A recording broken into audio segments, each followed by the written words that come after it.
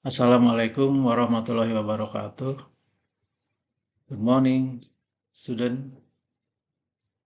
Baiklah, anak-anak, pada pagi hari ini Bapak akan menjelaskan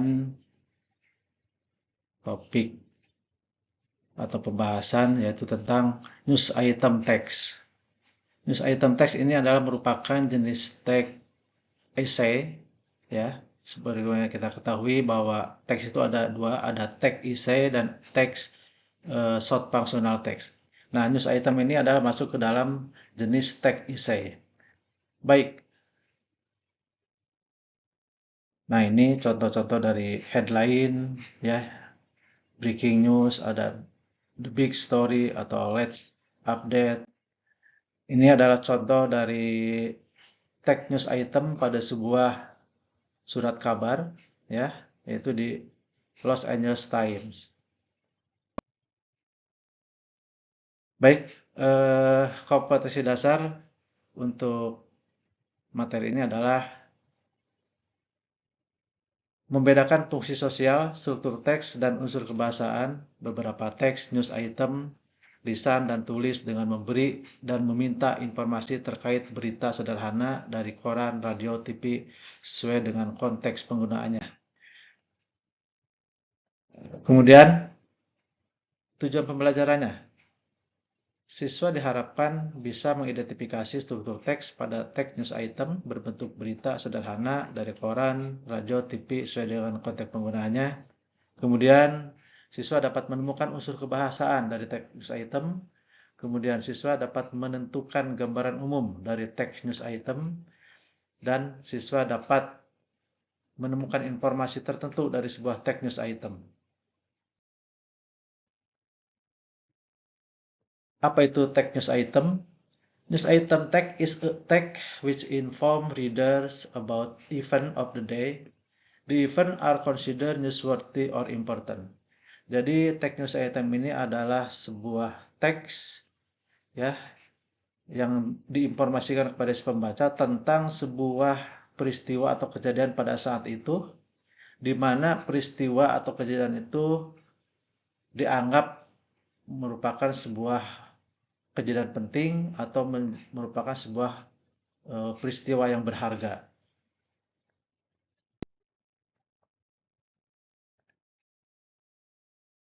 Kemudian dari sebuah teks kalian harus mengetahui apa itu communicative purpose-nya, kemudian apa itu social function-nya, kemudian apa itu generic structure-nya, dan apa itu language feature-nya. Mari kita bahas satu-satu. Communicative purpose atau social function dari text news item adalah to inform reader, listener, or viewer about event of the day which are considered newsworthy or important or interesting. Jadi tujuan komunikasinya adalah menginformasikan kepada si pembaca, pendengar atau pemirsa tentang peristiwa kejadian pada saat itu, ya, yang dianggap peristiwa itu penting, berharga atau menarik. Kemudian jadi structure-nya atau struktur teksnya, ya, yaitu, nah, yang pertama adalah newsworthy event. Di bagian newsworthy event ini, yaitu recount the event in summary form. Jadi menceritakan kejadian atau peristiwa itu secara singkat, ya, summary. Yang selanjutnya adalah background event. Nah, dalam background event di sini adalah elaborate what happened to whom in what circumstances. Di sini menerangkan apa yang terjadi, siapa aja yang terlibat, ya, secara kronologikal. Nah, ini adalah background event. Dan yang ketiga adalah source atau comment by the participant. Nah, dalam tahap source ini adalah sebuah berita itu pasti harus berupa fakta, ya, kejadian nyata. Nah, pada berupa fakta itu pasti ada orang-orang yang terlibat, ya, yang bisa dimintai keterangan. Nah, di antaranya yang bisa dimintai keterangan adalah di sini ada witness, yaitu saksi, ada authorities, yaitu pemangku kebijakan atau yang punya wilayah seperti polisi, bupati, camat, dan sebagainya. Kemudian ada expert. Expert ini adalah ahli, ya, ahli di bidangnya masing-masing. Misalnya ada sebuah kecelakaan pesawat terbang, tentu ada tim ahli yang bisa menyelidiki tentang kecelakaan tersebut. Nah, itu yang disebut dengan expert. Ya, jadi anak-anak yang disebut dengan generic structure-nya atau struktur teksnya dari sebuah bacaan news item adalah ada tahapan newsworthy event. Jadi kalian kalau menulis teks news item itu pertama harus newsworthy event dulu ya. Kemudian ada background event ya. Kemudian ada source, ada sumber. Yang ketiga adalah language features atau ciri-ciri kebahasaannya ya. Nah, ciri yang utama dari kebahasaan teks news item yaitu adalah tesisnya past tense ya atau yang menceritakan tesis masa lampau. Kemudian pemakaian adverb of manner. Adverb of manner itu adalah bagaimana pekerjaan itu dilakukan, ya. Kemudian ada adverb of time and place. Ada keterangan waktu dan keterangan tempat. Kemudian ada action verb, ya. Ada saying verb, misalnya tell, say, reply, shout, answer, complain, dan sebagainya. Kemudian ada adjective to form noun phrase, misalnya a beautiful sunny day, a large field, kemudian a soft white sandy beach. Nah, ini ada contohnya. Kemudian ada conjunction to link sentences, ada and, but, so, because atau kata penghubung ya. Kemudian ada time connective, ada penghubung waktu ya. After that, meanwhile, the next morning, then, finally, next, and the end. Kemudian ada pronoun ya, kata ganti benda. Kata ganti benda orang ya, yaitu he, she, we, dan sebagainya. Kemudian ada kalimat passive voice ya, kalimat pasif. Nah, kemudian contohnya the victim were found by Satim in Bandasi. Artinya korban ditemukan. Nah, ini yang disebut dengan kalimat pasifnya ya. Ada to be dan verb ketiga, ini ciri kalimat pasif.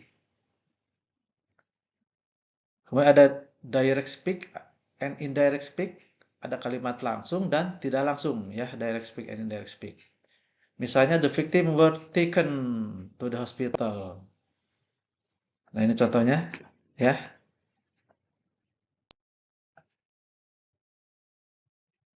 Kemudian tips of reporting. Nah, we read a news item.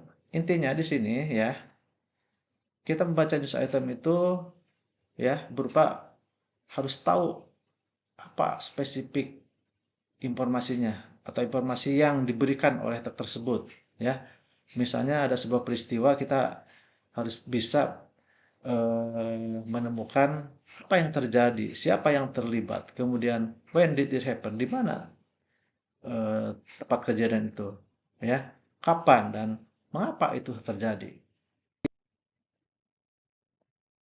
Kemudian, if you read information and write it your own word, you are reporting. Jadi kalau kalian membaca informasi, kemudian menulisnya kembali dengan kata-kata sendiri, itu berarti kalian melaporkan. Tetapi if you copy someone else writing, you are doing something illegal. Atau kalau kamu meng-copy paste ya dari catatan orang, tulisan orang lain dan dipublish lagi ya dengan mengatasnamakan sendiri, itu namanya plagiaris, ya plagiator, dan itu ilegal. Characteristics of news, English news. Yang pertama title, the title of news is the core of happening. Jadi judul sebuah berita itu adalah merupakan inti dari sebuah kejadian, ya. Nah, kemudian ada opening, ya. Nah, di opening ini berisi tempat, waktu, tujuan, kemudian alasan dan masalah utama terhadap sebuah peristiwa. Kemudian ada konten, ya. Content is the extension of the opening. Jadi konten ini adalah mengembangkan dari opening, yaitu tentang place, time, purpose, reason, and main problem. Nah, kemudian cara penulisan headline news ya di sebuah surat kabar. some headline use the present tense although the event happened 2 days ago. Jadi headline news atau berita utamanya ya itu harus ditulis dalam tense present. Kenapa? Supaya memberi kesan itu berita itu masih fresh, masih baru terjadi, walaupun beritanya sudah terjadi 2 hari yang lalu, ya. Ada beberapa cara penulisan di headline sebuah berita, yaitu past participle atau kata kerja ketiga ini digunakan for passive sentence, digunakan untuk kalimat pasif, ya. Misalnya, agreement is signed today. Ini artinya persetujuan ditandatangani hari ini. Ya. Nah, kalau penulisan kalimat pasif secara formal, secara aturan seperti ini. Tetapi kalau di headline news dia berbeda, ya.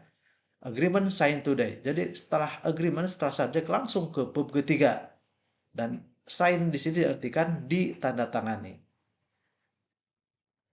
Selanjutnya, the infinitive is used for future event.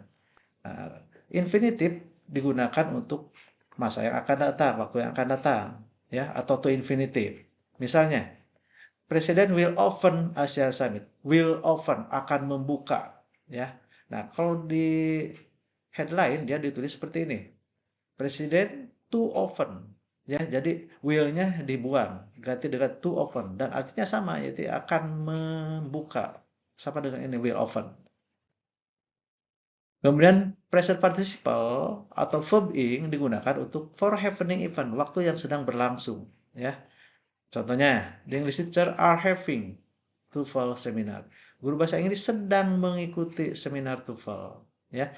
Nah, ini are having, sedang mengikuti. Tetapi kalau di headline news dia menulisnya English teacher having, langsung setelah subjek itu ke having, ke verb ing, present participle. Tetapi artinya tetap sama, yaitu are having, sedang mengikuti atau sedang mengadakan, ya.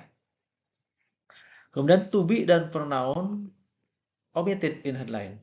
Kalau ada to be, is, am, was, were, been, atau pronoun yaitu she, he, him, were, dan sebagainya, ini dihilangkan ya kalau dalam headline. Misalnya, people are free to choose their leader. Ini contoh kalimat yang ada to be-nya, kemudian ada pronoun-nya. Tetapi kalau dalam headline, ya, nah menjadi people free to choose leader. Dipersingkat ya, jadi to be-nya dihilangkan artinya, kemudian their-nya atau pronoun-nya juga dihilangkan. Jadi menjadi people free to choose leader. Baik,